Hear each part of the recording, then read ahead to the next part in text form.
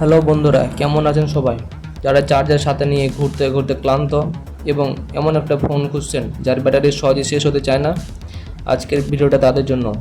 আমার হাতে রয়েছে মোটরোলার একদম নতুন পাওয়ার হাউস মোটো G57 পাওয়ার।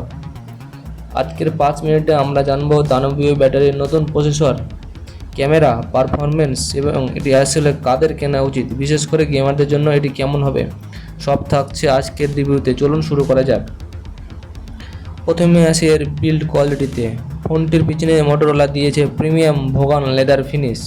তবে হ্যাঁ, এর ভিতরে বিশাল ব্যাটারি থাকায় ফোনটির ওজন কিন্তু 210 গ্রাম এবং এটি কিছুটা ভারী। তবে সুরক্ষার জন্য এতে পাচ্ছেন গরিলা গ্লাস 7 আই প্রোটেকশন এবং IP60 স্প্ল্যাশ রেজিস্ট্যান্স, তাই হালকা পানি ঝাপটা লাগলেও কোনো চিন্তার কারণ নেই।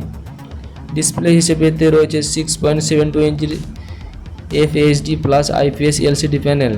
অ্যামোলেড না হলেও 120 হার্টজ রিফ্রেশের এটি রয়েছে এবং 150 নিটস ব্রাইটনেসের কারণে ইনডোর বা কড়া রোদে স্ক্রিন বেশ ক্লিয়ার এবং স্মুথ কাজ করে। ব্যাটারি এবং চার্জিং লাইফ। এবার আসি এই ফোনের সবচেয়ে বড় হাইলাইট, এর দানবীয় 7000 milliampere silicon carbon battery.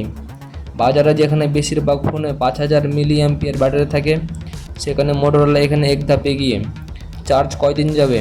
আপনি যদি একজন সাধারণ ব্যবহারকারী হন, ফেসবুক, ইউটিউব, কলিং, লিটারেলি আপনার থেকে 2 থেকে 3 দিন চার্জ নিয়ে ভাবতেই হবে না।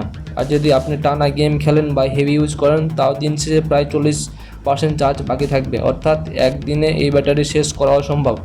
বক্সে পাচ্ছেন 30 থেকে 33 ওয়াটের ফাস্ট চার্জার। ব্যাটারি অনেক বড় হয়, ফুল চার্জ হতে প্রায় 2 ঘন্টার মতো সময় লাগতে পারে। কিন্তু এই ফোনে মেন ক্যামেরা রয়েছে মোট 58 মেগাপিক্সেল, মেন ক্যামেরা 50 এবং আলট্রা ওয়াইড 8 মেগাপিক্সেল এবং সামনের ক্যামেরা 15 মেগাপিক্সেল।